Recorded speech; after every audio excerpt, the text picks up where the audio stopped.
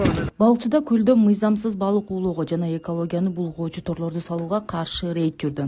Анда балыкчы шаарынын ички иштер бөлүмүнүн кызматкерлери атайын катерлер менен көлдүн түбүндөгү торлорду тазалашты. Мындай учурда кызматкерлердин коопсуздугу биринчи орунда болот.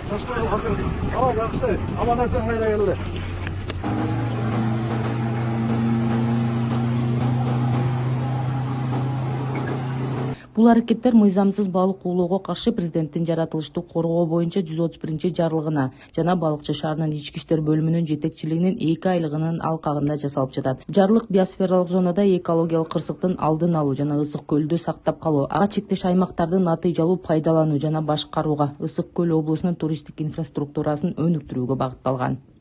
Кыргыз Республикасынын президентинин 131 сандуу жарлыгы чыккан, жаратылышты коргойлу деген. Ошонун алкагында андан кийин ички иштер министринин 2 айлык иш мерчеми түзүлгөн. Укук бузуулардын, кылмыштуулуктун алдын алуу боюнча жумушчу жандандыруу боюнча.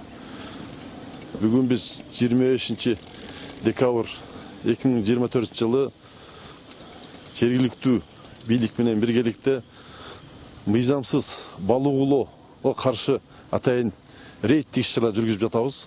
Аткарылган иштердин жыйынтыгында суудан балык уулоочу ар кандай өлчөмдөгү торлор жыйналды. Баасы арзан жана сатыкта кеңири болгон үчүн балык уулоочулар мындай торлорду жайган жерине калтырып кетип калышат. Ташталган торлор көлдөгү канаттууларга, балыктарга коркунуч жаратат. Ошондой эле ал айлана чөйрөгө зыян. Көлдөгү торлорду тазалоо иштерин жүргүзүү учурунда сетка торлорду мыйзамсыз көл үстүнөн тазалоо иштери жүрүүдө жана уланууда.